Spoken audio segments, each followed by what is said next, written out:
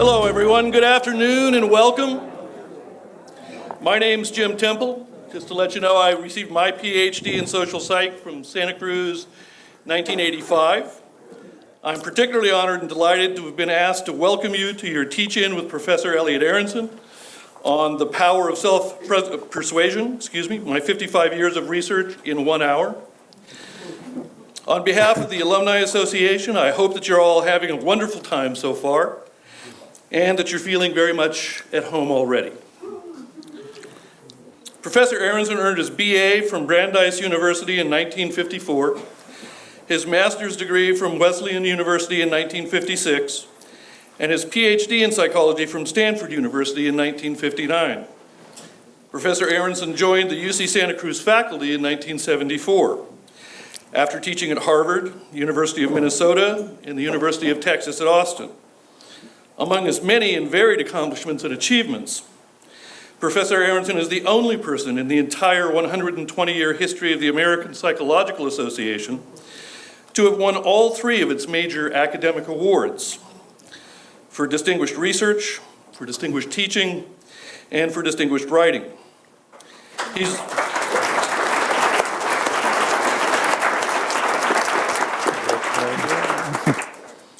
He's also won the William James Award for Lifetime Achievement from the Association for Psychological Science, in which he was cited as the scientist who fundamentally changed the way we look at everyday life.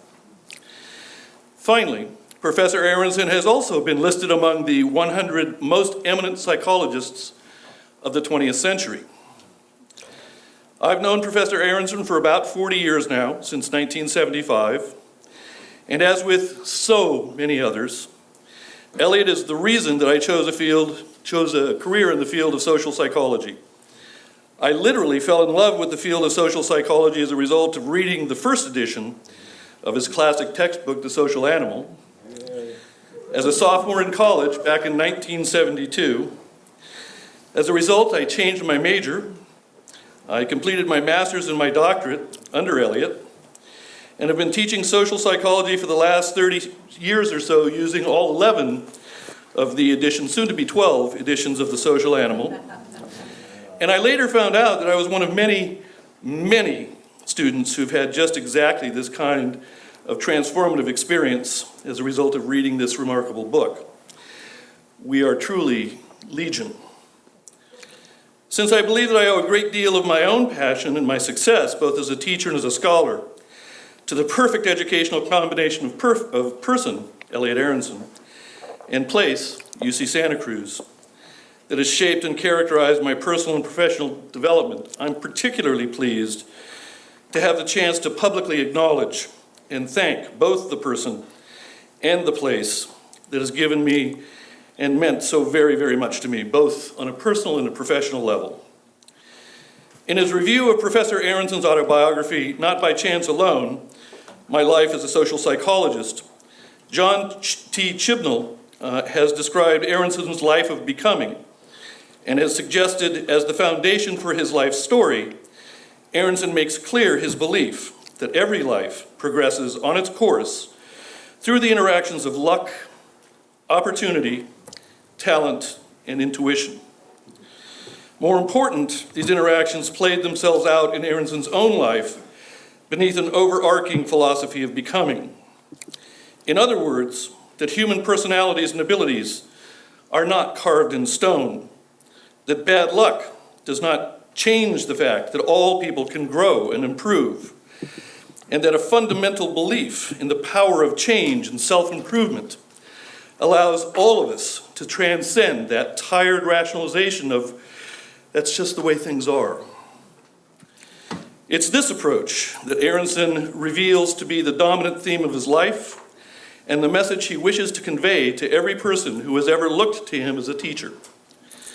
I believe that what makes Elliot such a remarkable and incredibly powerful, effective, and inspirational teacher, writer, and scholar is the integration of being and becoming that he brings to virtually everything that he does. In addition to his explicit philosophy of becoming, which Chibnall describes so eloquently, Professor Aronson also has a unique quality of being. He is a very warm, caring, compassionate, and inspirational human being who is passionately committed to the common good. As a scientist, like his mentor Leon Festinger, attempting to do good research.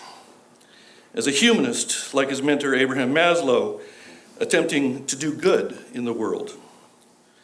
Professor Aronson has demonstrated this integrated philosophy of being and becoming throughout his career. As a scientist, he's done a great deal of good research, and as a humanist, he's done a great deal of good in the world.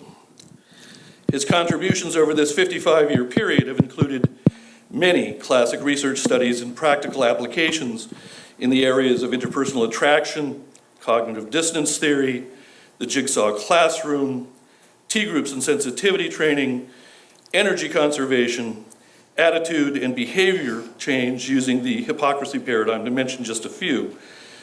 In his life and his career, he's found a way to integrate both the humanist and the scientist, both being and becoming, both his personal qualities and his professional skills and abilities, into a whole and fully functional approach to virtually everything that he does. And this is what makes him such a truly remarkable teacher, writer, researcher, model, mentor, and mensch. So without any further ado, it is my honor, it is my pleasure, and it is my privilege to introduce Professor Elliot Aronson. Wow, thank you, Tim. That was really terrific. Beautiful.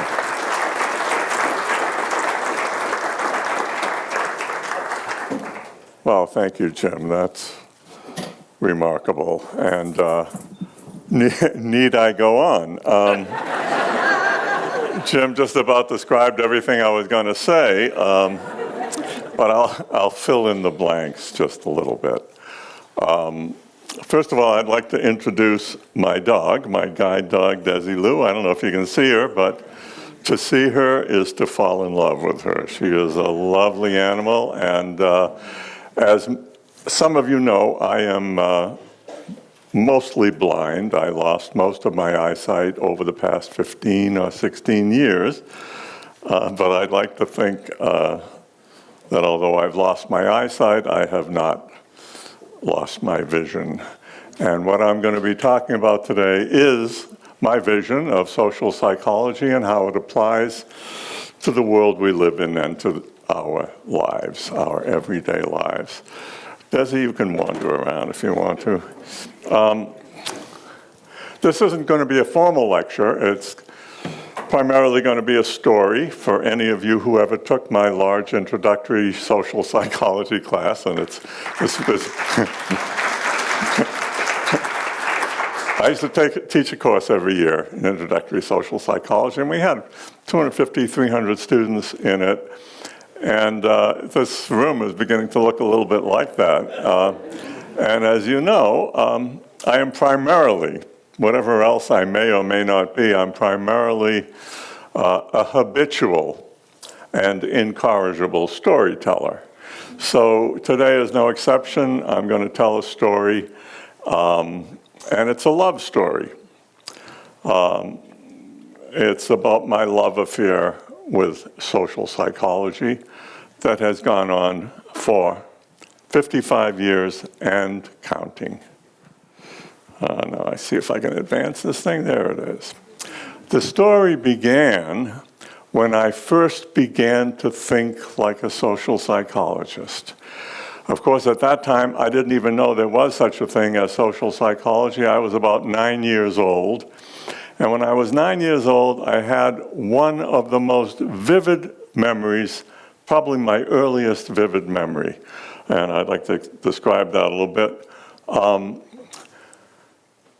Let's see, we were a very Orthodox Jewish family, the family I grew up in, and we lived in a blue-collar town just northeast of Boston, Revere, and we were the only Jewish family in a virulently anti-Semitic neighborhood in the 30s and 40s. And my parents, being Orthodox, sent me to Hebrew school, which I went to 4 evenings a week, Monday, Tuesday, Wednesday, and Thursday, in the late afternoon and early evening. So coming home in the winter in the dark, carrying my Hebrew books, announcing to all the anti-Semitic teenagers who were in gangs all over the place, look at me, I've got Hebrew books, I'm Jewish, come and get me. That's about what it felt like. And most often they simply yelled anti-Semitic epithets at me. Sometimes they pushed me around, and occasionally they roughed me up. And as I said, one of my earliest vivid memories is sitting on a curbstone in Revere, Massachusetts, nursing a bloody nose and a split lip, and wondering why these kids hated Jews so much. Were they born hating Jews, or did somebody teach them to hate Jews? And wondering why they hated me so much, and wondering if they got to know me better and realized what a sweet and charming little boy I was, would they like me more? And wondering if they liked me more, might that not mean that they might hate other Jews just a little bit less? Now, of course, I didn't realize it at the time, but these are profound social psychological questions. 10 years later, when I was 19 years old, and somehow, quite miraculously, I won a work scholarship to a new university called Brandeis University. And I was on that campus majoring in economics for reasons that I won't bother going into, but I didn't like it very much. And I was having a cup of coffee with a very attractive young woman, a fellow student that I was interested in impressing, and unsuccessful at it, I might add. But she had to run off because she said she had a class in introductory psychology, and I figured I'd tag along with her, and figured, maybe we could sit in the back of the room. It was a large lecture class, and maybe we could hold hands or something. Those were innocent times. And the class was being taught by this new professor, a guy named Abraham Maslow. I see the name is familiar to some of you. Abraham, I thought he was, he's another guy named Maslow, but he was the founding father of the humanistic psychology movement, an incredibly smart, warm, inspirational guy. And he was talking about prejudice. And lo and behold, while I was sitting there holding hands with this young woman, he started to raise some of the very questions that I had raised while sitting on that curbstone in Revere, Massachusetts 10 years earlier. And I immediately dropped the girl's hand and began taking notes. I lost the girl, but I found something much more valuable. The next day, I switched my major from economics to psychology, eventually got to know Maslow, became a protege of his, and I found him just an absolutely inspirational figure. And his belief was that psychology can and should be used to improve the human condition. He encouraged me to go on to graduate school, which I did. And in graduate school, I ran into this guy, and his name is Leon Festinger. And Festinger and I arrived at Stanford at the same time. He, as a rising star, very young, he was only in his late 30s, a professor who had already invented two of the most important theories in social psychology, and he was considered a genius, and he was a genius. I've met a lot of people in my life who were extremely smart. Some were my colleagues, some were my teachers, some were my students. But I've only met one person in my entire life that I would refer to as a flat-out genius, and that was Leon Festinger. He also had a reputation for being nasty, cruel, sarcastic, difficult, and impatient. A guy who was capable of eating tender young graduate students like me for breakfast and spitting out the seeds. And I was insecure, and I figured I didn't want to have anything to do with him, but for one reason or another, I ended up in my first year at graduate school at Stanford, I ended up in his seminar. And in his seminar, everything that I had heard about him was true. He was brilliant and he was nasty. Well, I'll give you one example of my encounters with Festinger. I was really scared of him. He assigned a term paper in this seminar, in a seminar, by the way, in which he was developing a brand new theory called the theory of cognitive dissonance. And I was loving it. I was loving his theory, loving his mind, but he was really very impatient with graduate students. If you came in unprepared, the least bit unprepared, if you hadn't really thought everything through, he would come down on you like gangbusters. So he assigned a term paper, I turned it in, and a couple of days later I was walking past his office on my way to the teaching assistant room where I had a desk. And he called me in with a kind of a scowl on his face and said, "Aronson, come in." I came in, and he, off the pile on his desk, he picked up one paper and he handed it to me like this, between his thumb and forefinger, turning his head away as if it were a smelly piece of garbage. And so I took the paper and I said, with all the false bravado I could muster, "I guess you didn't like it very much." And he gave me a look, which is very similar to the one you see up on the screen, which was a combination of contempt and pity. Contempt because I was wasting his time, and he considered his time extremely valuable. Pity because he felt sorry for me that I had been born brain damaged. So I took the paper and I went down the corridor and sat there and looked at it. I was almost afraid to open it, afraid of all of the red marks and angry notes that would be in the margins.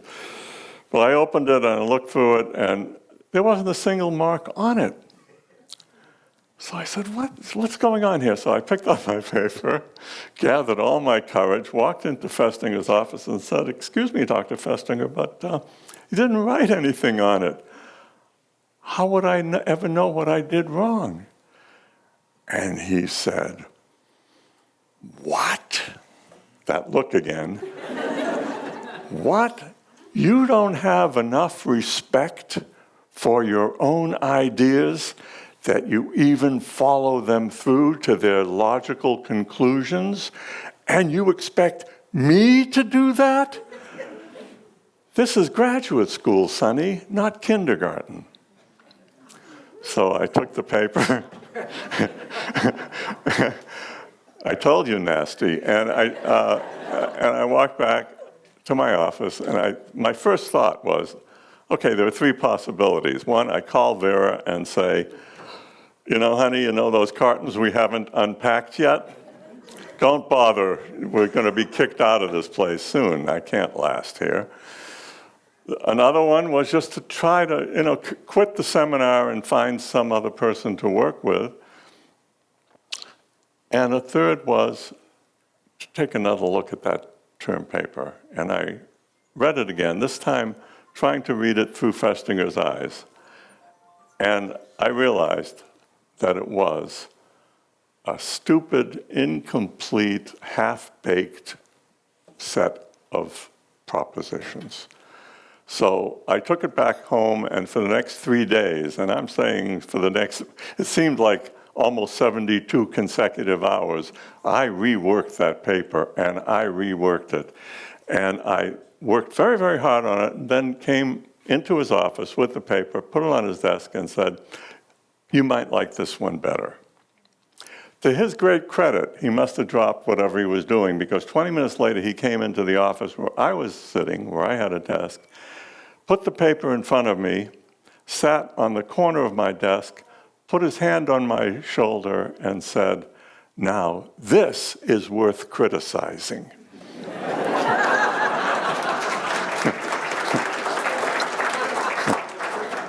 This is worth criticizing. And I realized at that moment that he was giving me something very precious. What he was telling me is, if you're not going to work to your utmost capacity, if you're not going to give me everything you've got, I don't want to have anything to do with you. But if you give me your best output, I will give you everything I have, including the most precious thing I have, and that is my criticism of what you do. And at that moment, we not only became teacher and student, we became colleagues. And eventually, within a year or two, we became very close friends, a friendship that lasted until he died in 1989.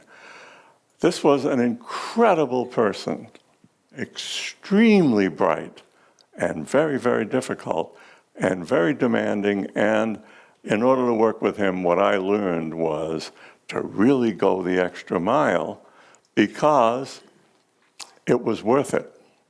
Now, at the time, Festinger was developing this new theory called the theory of cognitive dissonance. And I'll describe that very briefly. Theory of cognitive dissonance very briefly states that if you hold two cognitions, two ideas, two beliefs, a belief in a piece of behavior that you've done, in such a way that the one contradicts the other. If you do that, you experience a state of psychological discomfort, which is a lot like severe hunger, like you're starving to death, except it's up here. And like hunger or thirst, it needs to be reduced. And you reduce it by finding a way to bring those cognitions closer together or distorting one or the other to make them fit better. Very simple theory with very few propositions, but enormously important. And I'll give you just one example right now. And this is my very first experiment, an experiment I did with my fellow graduate student, Judson Mills. It's called the initiation experiment. And what we showed is that if you put a person through a severe initiation, that's the red column, in order to get into a group, you randomly assign people. Some are assigned to a no initiation condition, some to a mild initiation condition, some to a severe initiation condition. If you put them through, if they have to go through hell and high water in order to get into the group, they will like the group better. That was the prediction, and that's the result. And what happens is, the dynamic is, if you work really hard, if you go through a lot of pain and embarrassment in order to achieve something, everything about that thing that's negative, that's boring, that's ugly, that's awful, is dissonant with the fact that you went through so much trouble to get into it. Therefore, what people do is they downplay the negative parts and they upgrade the positive parts so that within a very short time, they like that group better. This is self-persuasion. The group itself that they listened to was extraordinarily boring. If I had tried to convince them that the group was really interesting, they never would have believed me. But they convinced themselves that it was interesting. And that's what I mean by self-persuasion, emanating from cognitive dissonance theory. Okay? Remarkable. It's an experiment I did with Judson Mills. The next experiment I helped design, was an experiment that Mills did as his dissertation. Let me set it up for you. Suppose you're a student, and you're in the beginning of your senior year and near the end of the first semester. You want to go to medical school. You want it in the worst way. And you're sort of marginal, and you're taking a course in biology, and that course is crucial to decide whether you get into medical school or not. And if you do well on this particular exam, you're pretty sure you'll get into medical school. If you do poorly, there's no way you're going to go to medical school.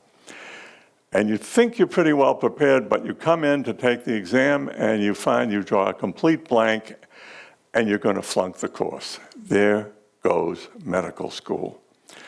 But then you look around and you see that you happen to be sitting behind the smartest person in the room, who also happens to have the biggest and most legible handwriting.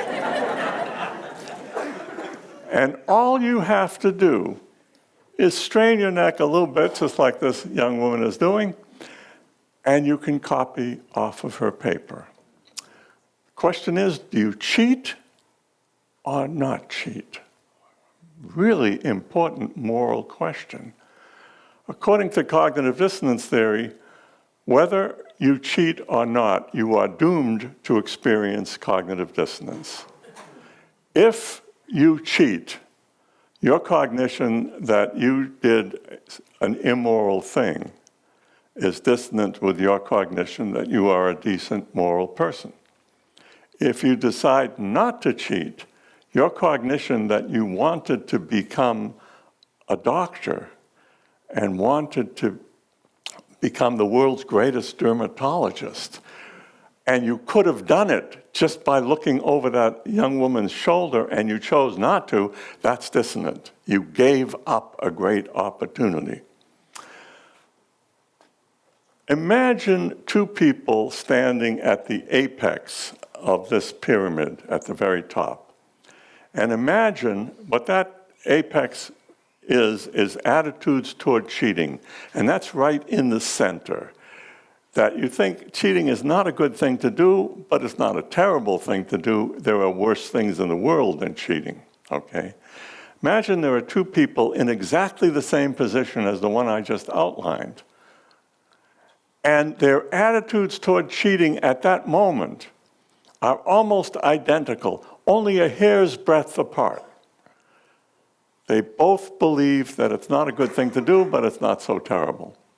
And let's suppose one of them cheats. What he does is slides down the left-hand side of that pyramid, and across the bottom are attitudes toward cheating. If he decides to cheat, he convinces himself, well, cheating is nothing. Everybody does it. It's the law of the land. The world is a corrupt place. Yeah, everybody cheats. I'd be crazy not to cheat. It's a victimless crime.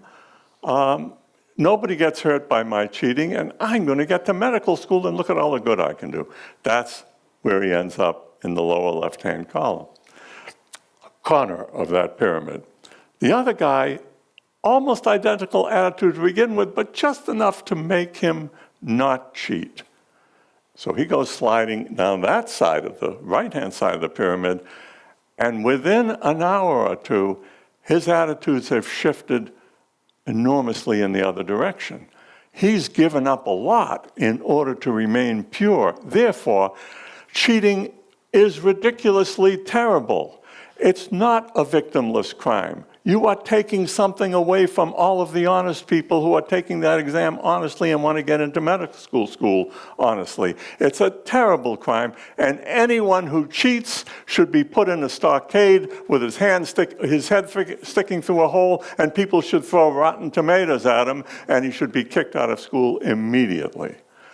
Their attitudes toward cheating are now miles apart because they're justifying their behavior in a different way.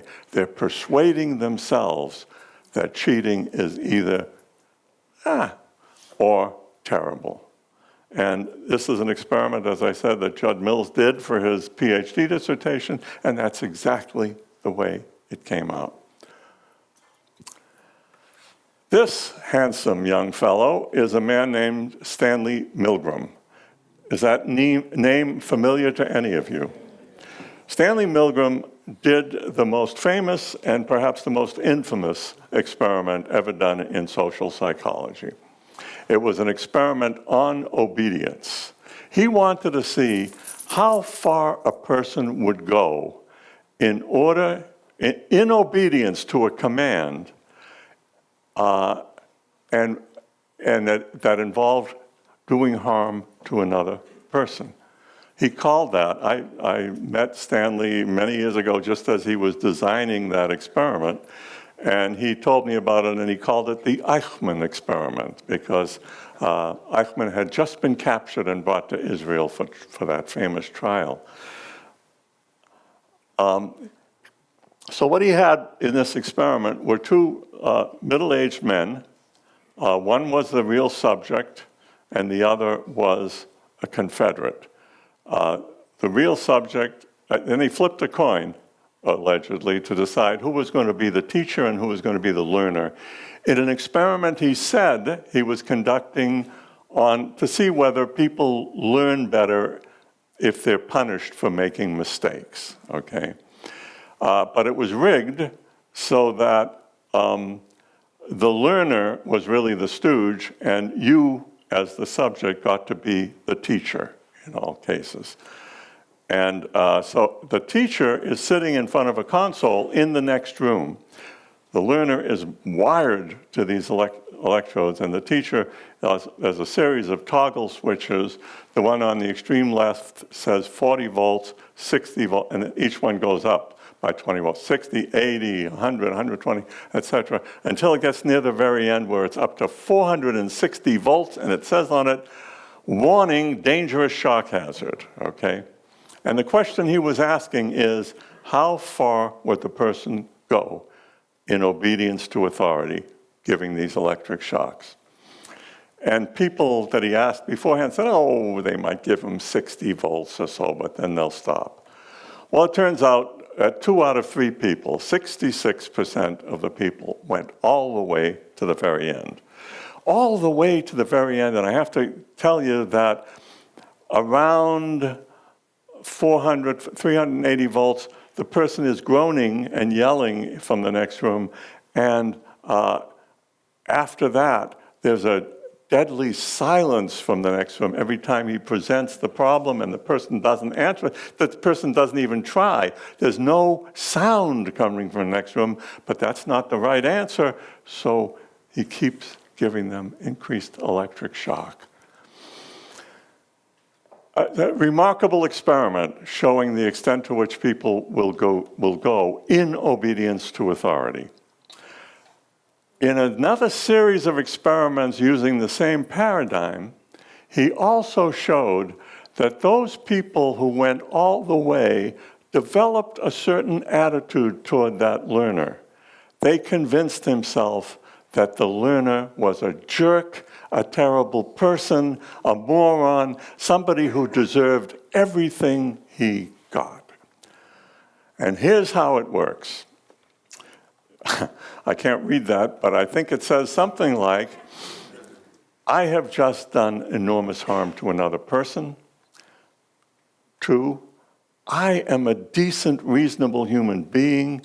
3, therefore, there's something wrong with him. He deserves it. It's called blaming the victim.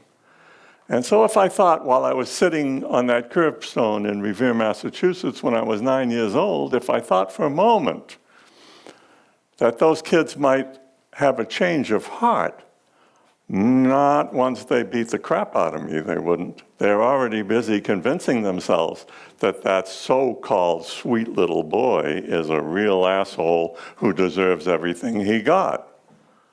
You see what happens, how self-persuasion works. The reverse is also true. We can turn it inside out. Suppose you're driving along a lonely country road. It's pouring rain. It's a terrible day. It's windy, rainy, muddy. And you see a poor guy trying to change a flat tire, and he's obviously not being able to do it very well. So you pull up and you're going to help them out. You get out of your car and you walk over to them, and as you approach, you see it's somebody you know and you don't really like very much. But you're already there, so you get down on your hands and knees, you get into the mud, you work on the tire, it's hard coming loose, you're doing a lot of work, and you get all dirty and you're cutting and bleeding and everything, and finally you succeed in putting the wheel on the car, a spare tire on the car, and how are you going to feel about that guy afterwards? You're going to convince yourself, you know, he's not such a bad guy after all. Why? Because you went to all that trouble to help him out. So the first one is called the vicious circle. This one is called the virtuous circle. It works both ways. Self-justification and self-persuasion is a tool. It's a tool that can cut both ways. It can cut toward producing good things or producing ugly things. That's what's exciting about it.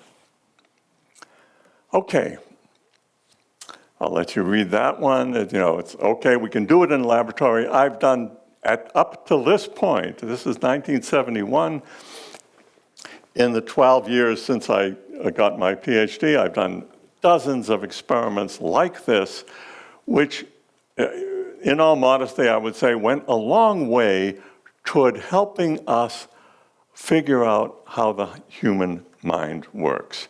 What is really exciting to me about cognitive dissonance theory is that it revolutionized the way we thought about human cognition and human behavior. Up until the time that Festinger came along, the dominant theory was reward reinforcement theory that said we do everything in order to get rewarded. We go to school in order to get good grades. We get good grades in order to get a good job. We get a good job in order to get more and more money so we can buy more and more cars and a bigger and better house so we can be better than the guy's house next door, and on and on. And we love our mothers because she gave us the breast when we were young.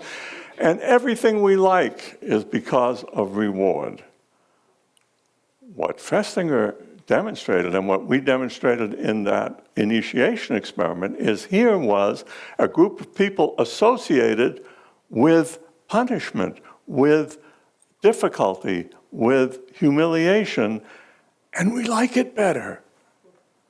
It's not mere association, it's that human beings think, and because human beings think, human behavior and human cognition is much more complicated and much more interesting than the reward reinforcement theorists would have us believe. They dominated American psychology for about 70 years, and then along came dissonance theory and changed that. So that gave us, it revolutionized the way we thought about how the human mind works. And that was really something. But whatever happened to my boyish desire when I was 21 years old and under Maslow's influence, whatever happened to my desire to save the world and to do good things? I got so caught up in figuring out, doing basic research on how the human mind works, that I forgot all about this other stuff.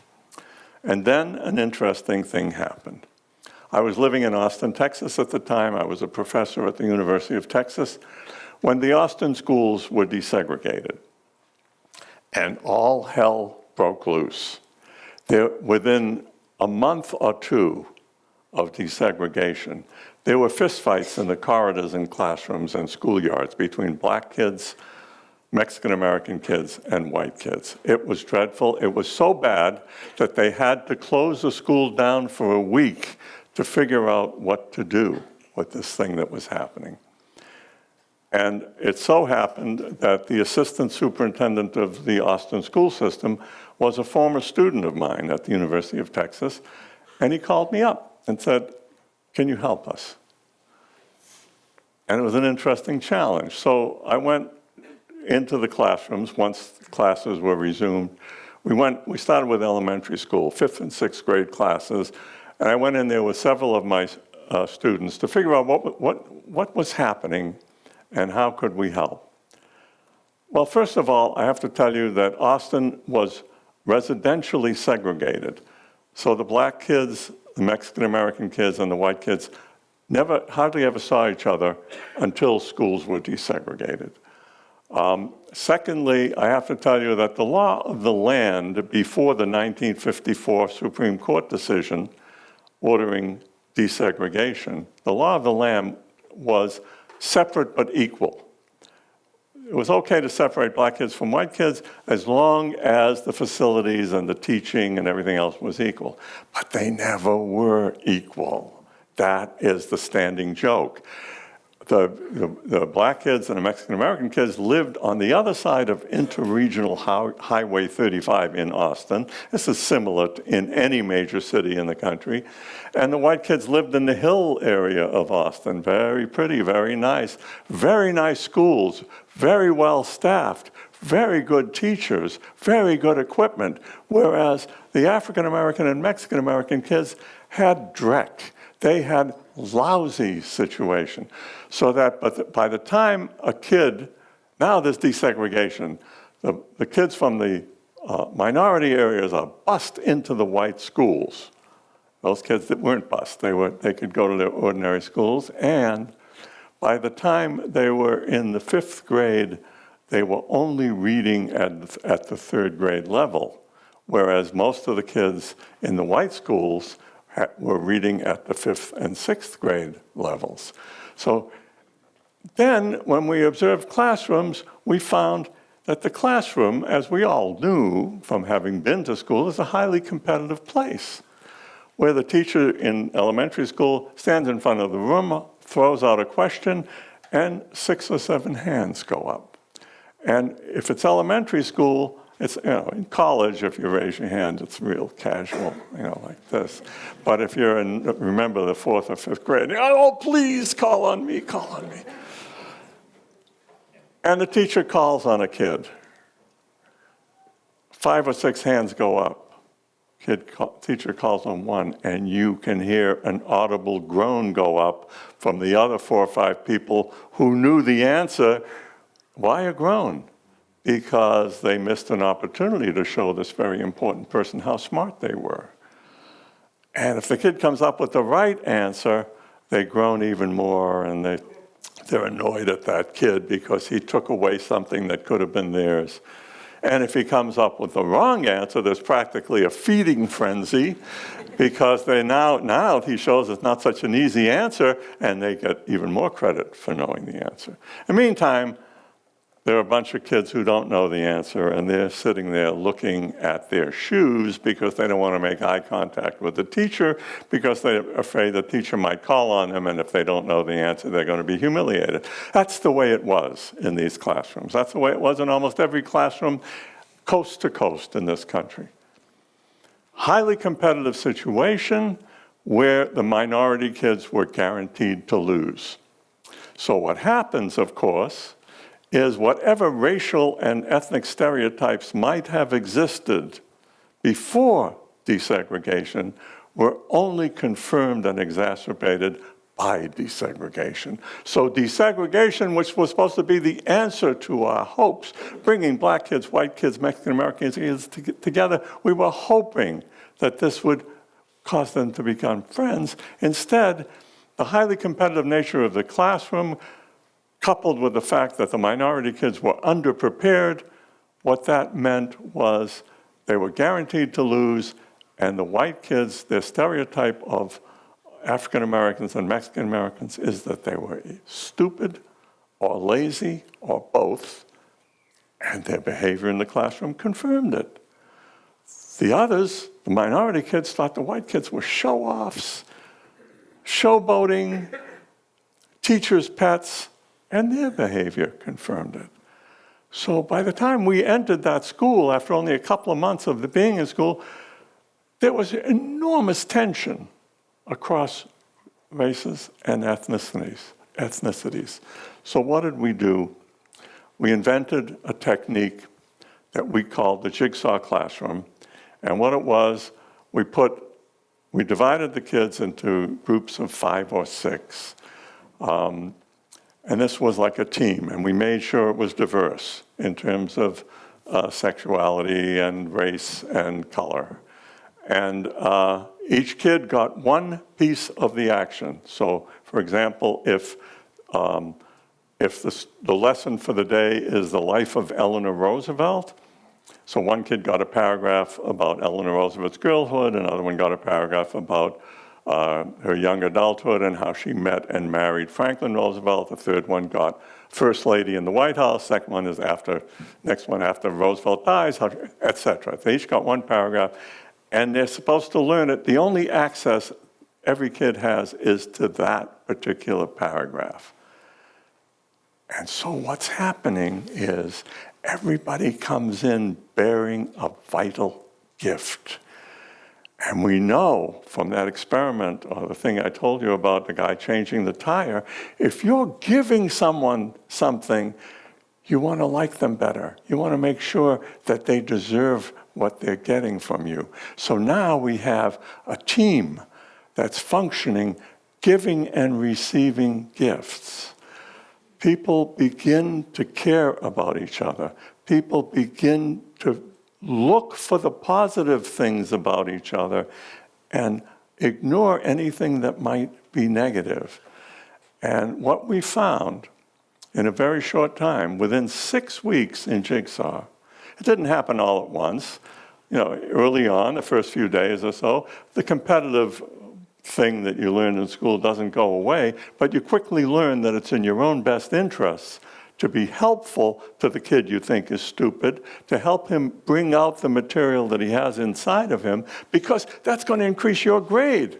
If you don't pay attention to him, or if you put him down or call him an idiot, you're going to lose 20 points right there. Okay, so it was in their best interest, and they did it, and they began to like each other more. So what happened? We did this in a very strict experimental way. We stacked the cards against us. The control condition was the teachers who were designated as the very best teachers in the system. They were the control condition, teaching the same material in the traditional ways with the hand raising and everything.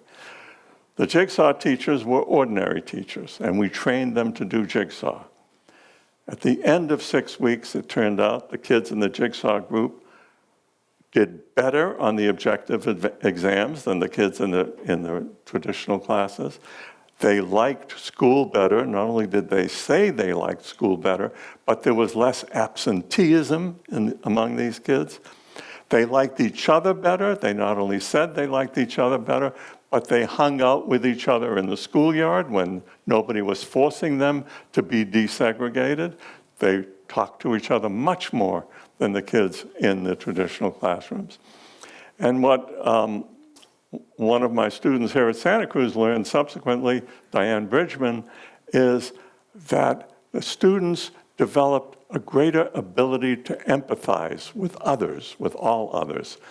Why? Because if you're cooperating with people and you have a few people in your group and you're not getting through to Mary, and Mary needs to be treated very gently, but Charlie needs to be treated jokingly, and people are different. If you're competing, it doesn't matter. You do away with them, you're not paying attention. But if you're cooperating, if you're like a well-organized basketball team, like the Warriors, to take a random example, then you really need to know something about the other person. So you're learning about who they are and what works with them and what doesn't work. That is indeed what you're learning to do, is put yourself in another person's shoes. And you learn empathy that way. It was remarkable. All of these good outcomes happened. I'll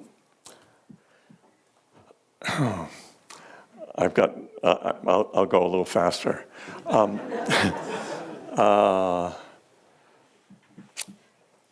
I just have to say that this was a great success, because it was probably the greatest feeling of success that I ever had in my life as a researcher. But it was also my greatest failure because I couldn't give it away. I published this thing, the results of my first experiment, not in any esoteric journal that's only read by graduate students because they can't help themselves, but I published it in a magazine, a slick magazine called Psychology Today, which a lot of people read, and it was written beautifully, and it had 3-color pictures and stuff. And I Xeroxed 200 copies and sent it all around to schools in the Southwest, and I waited to get phone calls, and I offered to come and train the teachers to do jigsaw. All it takes is a half day in a workshop, and I would do it free of charge, and I got only a handful of responses. People did not want to change. It was very disappointing. But after a while, it caught on, and I think within what happened is in 1984, on the 30th anniversary of Brown versus the Board of Education, the United States Civil Rights Commission designated Austin as the one city where desegregation worked the way it was supposed to work. I was already living in Santa Cruz at the time, but my friends in Austin called me up to tell me about that and said, boy, they totally forgot about the fact that we had to close the schools down, but it was working because of Jigsaw. And after that, I got a lot of invitations to do workshops, and it began to catch on, and now it's in thousands of schools all over the world, China, Japan, Europe, etc.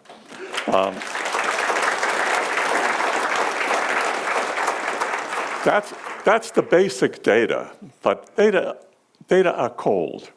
I want to give you, I have all kinds of really terrific examples of how Jigsaw worked for human beings. And I'll just give you one here.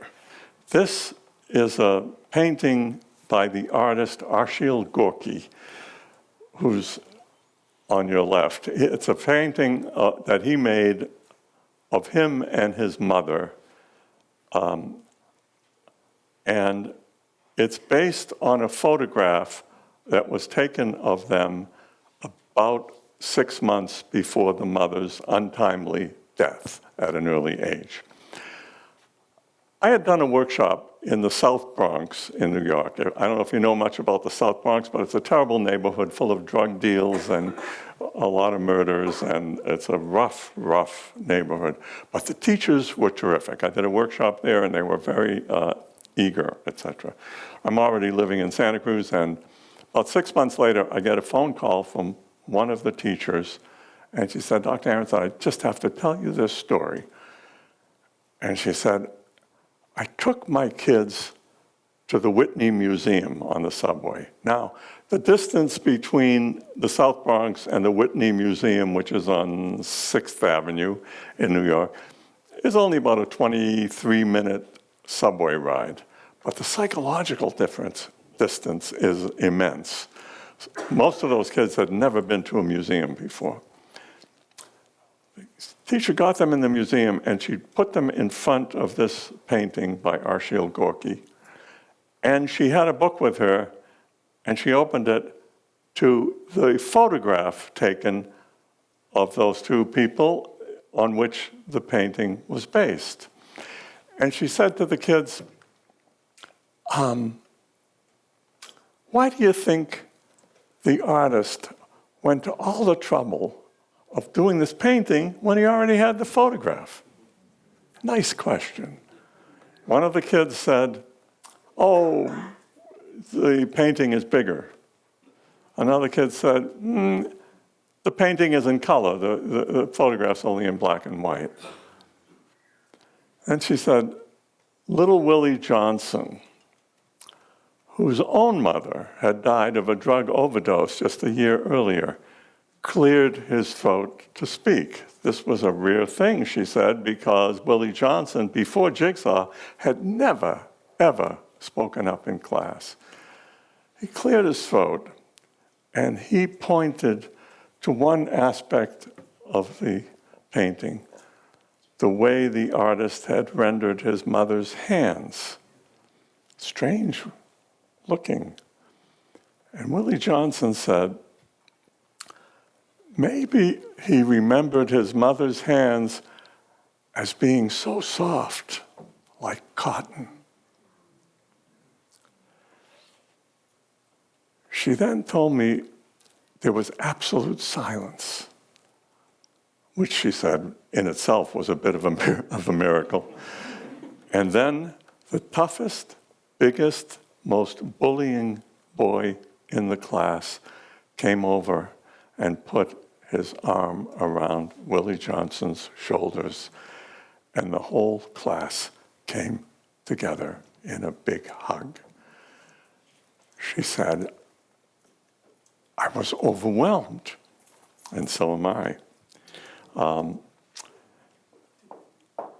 I want to continue. Can you give me another 10 minutes or so? Is that? Somebody interviewed me about this talk, and I said, jokingly, he said, how are you going to talk about all of the research in 55 years of research in one glorious hour? I said, well, I might run over 5 or 10 minutes. Well, I hasten to add that this is a Photoshop picture done for me by my granddaughter, Ruth. And that's what it is. You know, Festinger and Maslow hated each other. When Festinger and I started to get really close while I was his graduate student, he said, oh, by the way, Elliot, how did you get into psychology? I said, oh, I was really inspired by Abe Maslow. And he said, Maslow? That guy's ideas are so bad, they're not even wrong.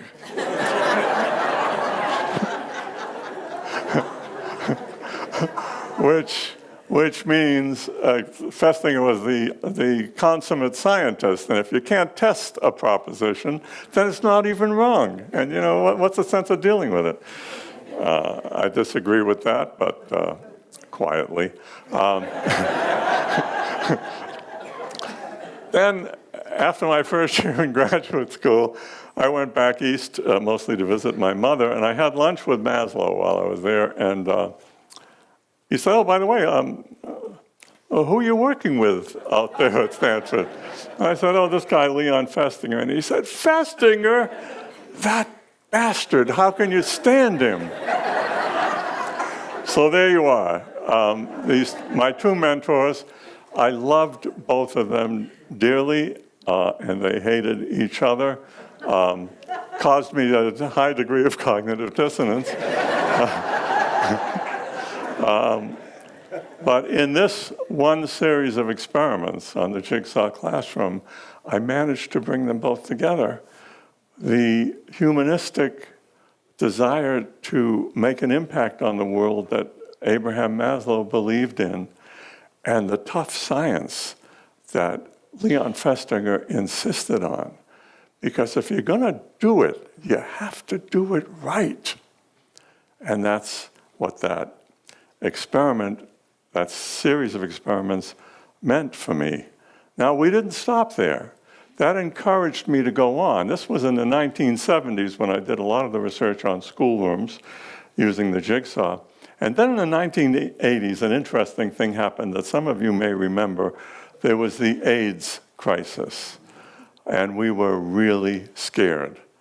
But once we figured out that it was a virus, and that it was, most of it, almost all of it, was being caused by voluntary behavior, it became a social psychological problem. Because if we could convince sexually active young adults, or old adults, but I'm thinking mostly about college students, if we could convince them to use condoms every single time they made love to another person, especially if they had multiple partners, this could really reduce the impact of AIDS. It's a psychological problem. And we tried a number of different ways.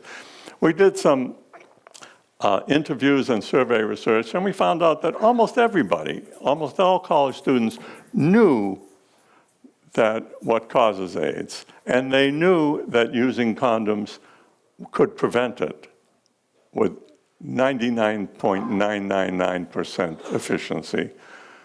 But they weren't using them because they found them inconvenient or unpleasant. And I wanted to try to convince them to use condoms. But it's very hard. So, like, I even made a pornographic movie once with showing people using condoms as an act of foreplay, thinking, see, if we could tell people this is really fun to use condoms, you put them all together. And I won't describe the movie in great detail. It was but I used to show it to my class, and they'd all tell me, don't give up your day job. But it wasn't bad. And it's just that it didn't work. Or it worked for a couple of weeks, and then it stopped working. And what happened, of course, is it made people want to try condoms, but once they realized that they weren't having as much fun with the condoms as the people in the movie, they stopped using them.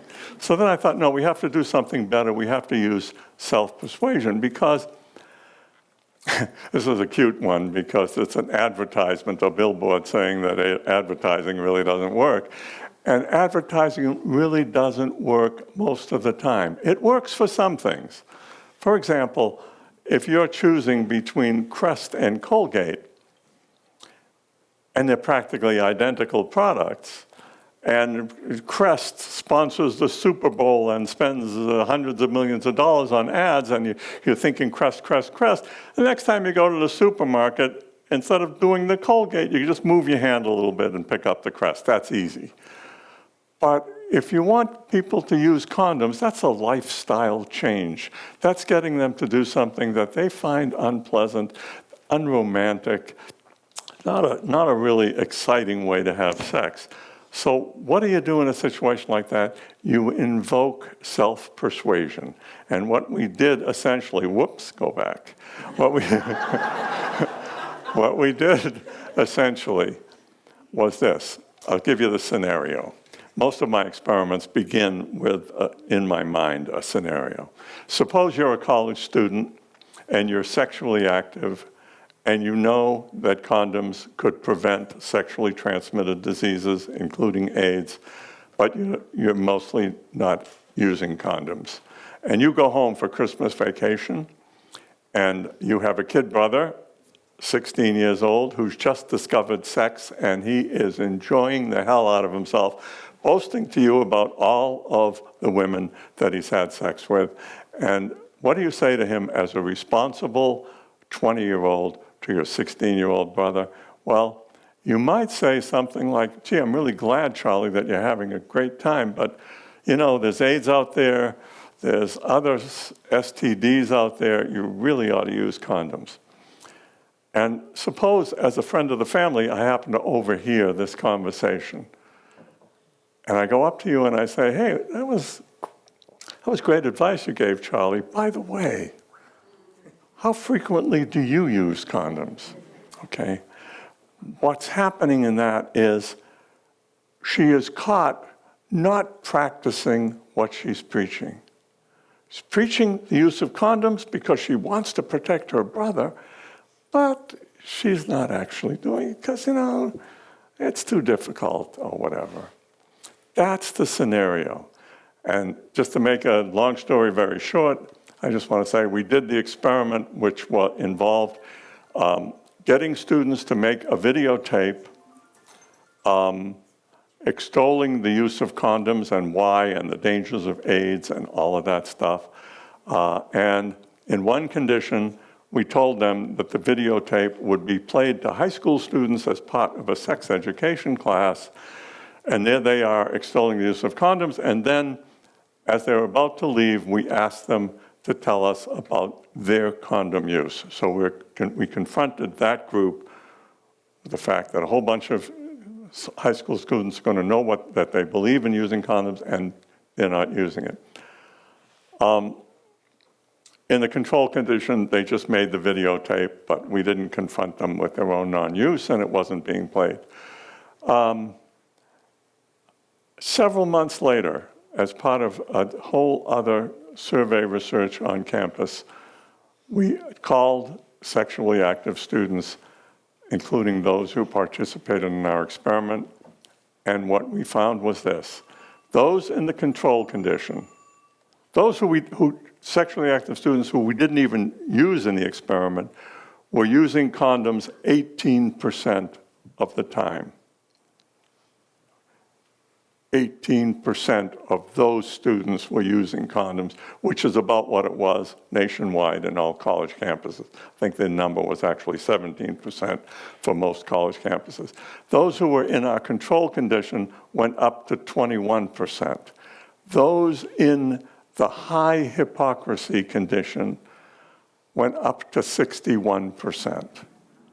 Using condoms because they persuaded themselves that they damn well better do it, because they didn't want to be a hypocrite, or I'd like to put it a little differently, it's part of a quest for integrity. We human beings are on a quest for integrity. We want to see ourselves as people of integrity. Let me just quickly on the shower study, we did the same experiment when there was a water shortage in the late 80s and early 90s in Northern California, and the administration wanted to get students to take short showers. We did a very similar experiment. We said, students are coming into the field house after a workout.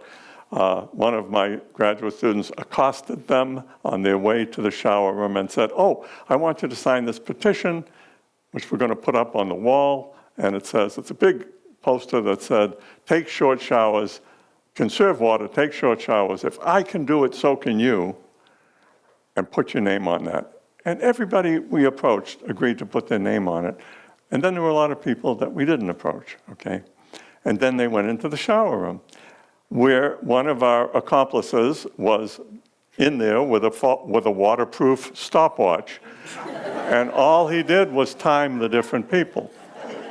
And it turned out that in the control condition, the average shower was around 11 to 13 minutes. In the experimental condition, it was 3.5 minutes. We could get them to take short showers, which is a bit of a miracle. Okay.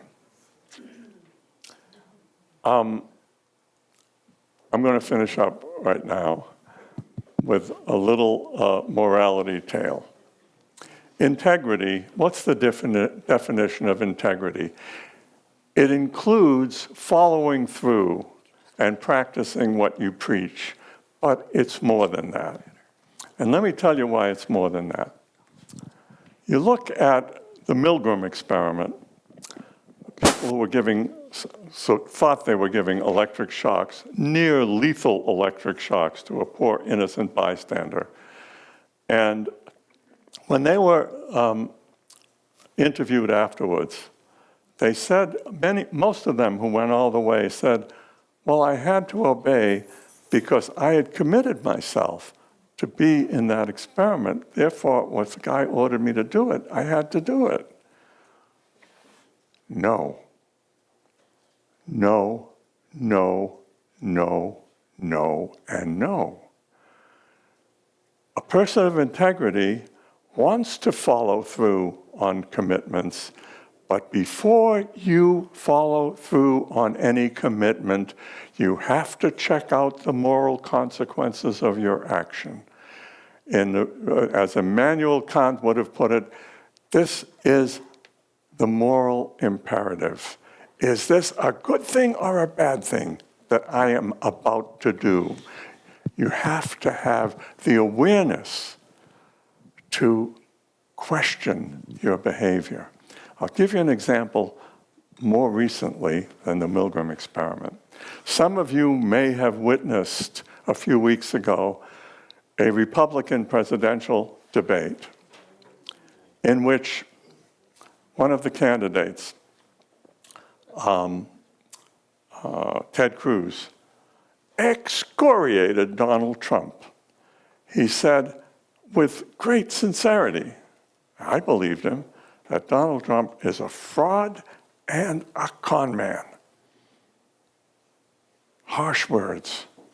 And then afterwards, the guy running the debate for the network said, if Donald Trump gets the nomination, will you support him? He said, yes. Because I gave my word. Oh, really? Oh, really, Mr. Eichmann? You gave your word that you were going to gas 6 million people and then you have to follow through on it? Oh, really? People in the Milgram experiment, you gave your word and then you have to follow through on it? Bullshit. Bullshit. You do not, if you really believe, and I think he does, that he's a con man and a fraud, you are supporting him for the most powerful position on the face of the earth. That's crazy. One more. Are you ready for this? This is my final experiment. I promised you 55 years, and you're going to get 55 years. And here's the interesting thing. Thank you, but I didn't really mean to imply that this lecture was going to take 55 years. But no. So here's the thing. There was an election 4 years ago, and the Democratic Party was really worried initially because they felt that the African-American vote would be less than it had been 4 years earlier because the novelty of having a possibility of a black president had already worn off. We already had a black president. So they were worried about that anyway. And then the Republicans came along and said, we're going to demand photo IDs, we're going to shorten the hours, and in the minority areas of states controlled by Republican governors, they went to these minority areas and they were going to eliminate some of the polling places so that the lines would be longer, so it would be more difficult and more inconvenient for black people to vote. So this is David Axelrod, who's Obama's campaign manager. My friend, the social psychologist Lee Ross, who is teaches at Stanford, called me up and he said, Axelrod is really worried. He thinks this could be crucial to the outcome of the election. They're going to try to keep African Americans from voting by making it more difficult. Can you think of any way, using your hypocrisy paradigm, to increase the vote of African Americans? I thought about it for 2 days, and I came up with the following thing, which they used in every single swing state, okay? Go to black ministers, to African-American ministers in African-American churches, and have them give a lecture, short lecture like, your brothers and sisters fought and died for the right to vote. You now have the right to vote. Don't piss it away. We're not asking you to fight and die for it. We're asking you maybe to wait in a long line, maybe go out and get a photo ID. We're asking you to go the extra mile to make sure you vote. Now, I want you to take, each of you to take out your cell phone and right now and call 3 friends and tell each of them what I just told you, and tell them the tagline is, if I can do it, so can you. Just like with the short showers. If I can do it, so can you, okay? And then the next week, they did that. And then the next week, the minister says to them, now I want you to call those 3 friends again and tell each of them to call 3 of their friends and tell them the same thing and say, make sure they say, if I can do it, so can you. Those are the key words. Because the people we're interested in is the people making the statement, if I can do it, so can you. That's the thing that commits you to behave with integrity. And this was not a well-controlled experiment, but what they told me is they did it only in the swing states because it was too difficult to do it in all the states, and so they didn't do it in the all blue and all red states, which they didn't think would matter. It turned out that in every single one of the swing states, there was an increase in African American voting that year. So that was, I would like to consider that a success.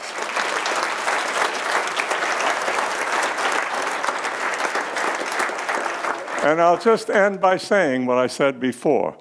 Self-persuasion cuts in both ways. It can be used for evil, as in the Milgram experiment, or as in what Ted Cruz was trying to do, or it can be used for good, as in getting out the vote, or as in getting people to use condoms, which is universally good. If you're sexually active, better use condoms. Or to take short showers during a drought, that's for the universal good. This is a question of who we are as human beings.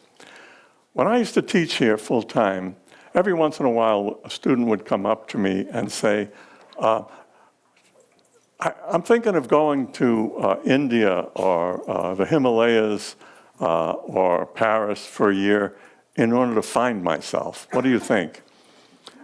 And my response invariably was, well, it's a nice idea. It's good to go to India or to the Himalayas or to Paris, but the self isn't something you find.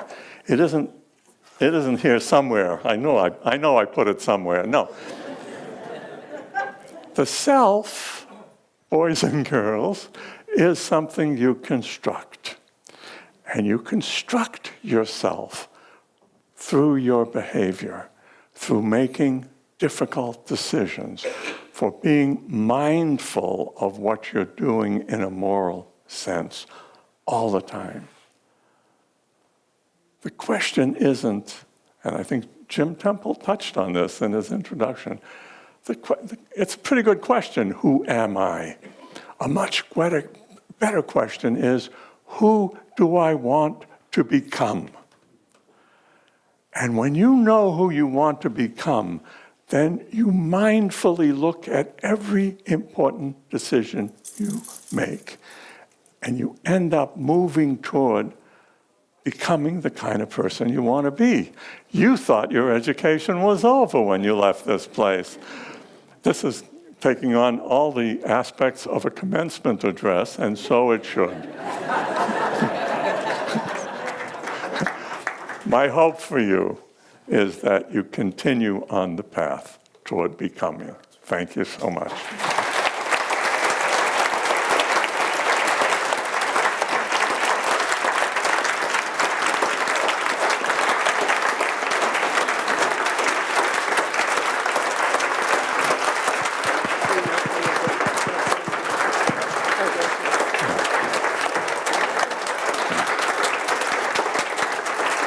Thank you.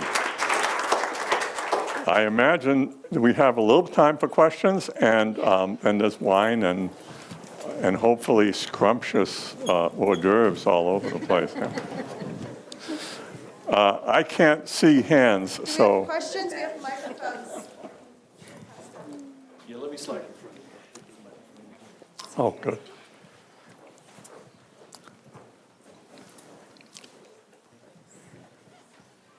Thank you so much for your talk, Dr. Aronson.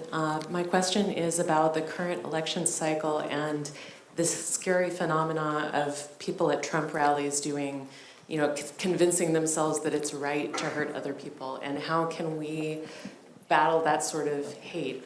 Do you have any suggestions? No, I don't have any suggestions. I think that every once in a while, in every country, a demagogue rises up. And we have Trump, who is a very good demagogue, as demagogues go. He really knows how to work a crowd, and he knows how to make meaningless statements. I've been saying for months, when he says, "Make America Great Again," exactly when was it that we were great? Was it right after, if I had to guess, if someone woke me up in the middle of the night and said, "When were we great?" I would say, right after the war, 1946. After all, we had emerged victorious. We fought a just war. We won it. and we were now a major superpower and economically good, and we were engaging in the Marshall Plan and all that sort of thing. And it was the year the Red Sox won the pennant. It was really a good year. But we also had incredible racial prejudice. And those of you who saw Ken Burns's Jackie Robinson thing will see what a rough time he had in 1947, where people were calling him nigger left and right. I hate that word, but I'd rather use it than to say N-word and get you to use it. So that's what Trump is good at. I don't think, if someone asked me when are we at our greatest, I think it might be right now, because we have a president who resists the temptation to jump into a quagmire of a war. And we have a president who's resisting that, even though he drew a red line, which was a terrible mistake. But instead of following through, you see what I mean by integrity? Another person would have said, yeah, I promised that if he used weapons of mass destruction on his own people, germ warfare or whatever he was using, that I would come in, therefore I have to come in. No, you don't. That was a stupid promise. You back off from that. Fox News says Obama lost all his credibility when he did that. With me, he gained credibility. He showed that he was able to make the right decision, even though he was committed in the wrong direction. Anyway, I don't know if that answered your question, but I don't think we need to take Trump terribly seriously. We should take him a little bit seriously, because there are several million people who seem to love him, but there's always going to be a demagogue who will attract 10 or 15 or maybe even 20% of this population, but probably no more than that.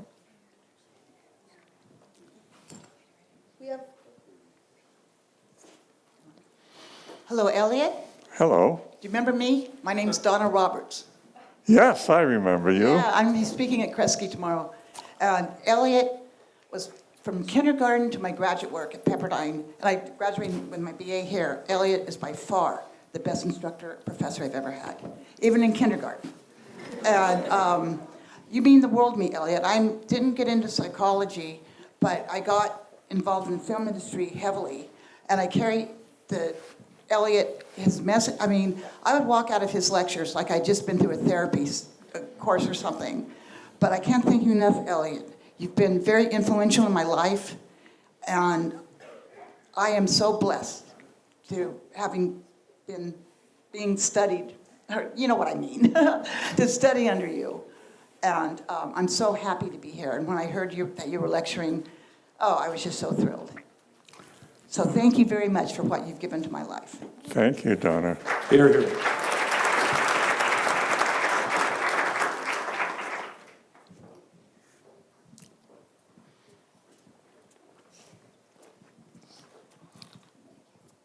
Hi, Elliot. I wonder what fascinates you most in social environments? Where do I start? Obviously, the thing that's uppermost in my mind are two things. One is what's going on in Syria with the refugee crisis and the extraordinarily difficult problem that presents on how to handle it. People of goodwill do differ, and it's an interesting cauldron, but tragic. And of course, the current ongoing election antics. I have difficulty. I must admit, I don't enjoy hearing Bernie Sanders supporters saying that they could not possibly support Hillary Clinton if she wins the nomination, because I know some people say I will not choose the lesser of two evils. Someone very close to me and my family has said that, and I can understand it. But no matter how one feels about Hillary Clinton, the distance between her and anyone on the other side, whether it's Trump or Cruz, is so enormous. Anyway, those are interesting social psychological events. And I think it's wonderful that a self-avowed socialist in this country was able to gain so much excitement, especially from young people, and deservedly so. He's an interesting guy and a courageous guy, but if he doesn't make it, we have to go down the list in order of preference. We can't just throw our hands up and decide not to vote. So that's that whole issue is interesting. And if someone came to me and asked me, how do you get the Bernie people to go out and support Hillary Clinton, I would consider that an interesting problem. Although I usually I've never worked on advertising, even for political candidates. And when my friend Lee Ross first called me and asked me if I would work for the Obama campaign, I said no, until he told me what the issue was. If the issue was using it to promote Obama, I would be reluctant. But if he said, oh, no, it's just to get people, encourage people to vote, that's a good thing. That's a good thing. I have a question about the example you gave about the cheating on the test. And so how much do you sense that our values are based from some intuition or some core thing in our identity? And how much of our values are self-justification, where we convince ourselves to have a certain value because of us lying to ourselves? 23% versus 41%. I don't know. I just don't know. I think that mindfulness is incredibly important. Self-awareness is incredibly important, so that it's part of my general philosophy, and that is our own behavior has to be questioned and examined prior to the actual behavior. So that, I'm forever asking myself the question, and that's why I do like your question. I'm forever asking myself the question, do I really believe this, or am I simply justifying my previous action? Carol Tavris and I wrote a book a few years ago called Mistakes Were Made But Not By Me. Why we justify foolish actions and hurtful beliefs, et cetera, et cetera. And it shows that people are often in automatic trying to protect their ego by justifying the past mistake. So that if you start a war in Iraq, for example, if you're George W. Bush, because you're hell-bent to invade Iraq, and therefore you decide to read the information coming in from CIA and other places indicating that Saddam has weapons of mass destruction, you read it in a way that tilts it toward he's got them. It's ambiguous information. And then you invade. And then when things aren't going well, and they don't find any, there are no weapons of mass destruction, then you say, oh, self-justification, he's a bad guy anyway. And then you say, oh, it's not going so well, let's have a surge, let's throw in more troops. That's the kind of behavior that is mindless, and it's never ending. We've never had, the British and the French had something called the 100 Years' War. I was interested, I was listening to Garrison Keillor this morning talking about Joan of Arc, and said, oh, it was in the 92nd year of the 100 Years' War. Oh, if she had only known it had only 8 more years to go. We haven't been in a 100 Years' War yet, but we're coming close, because that's the way the world is now, that we can be in endless combat if we decide to dig that particular hole a little bit deeper. And those are interesting issues. But the answer to your question, underlying all of it, is to be mindful, to force yourself to an honest assessment of what is this belief doing for me? And if it's only to assuage my ego, then think again.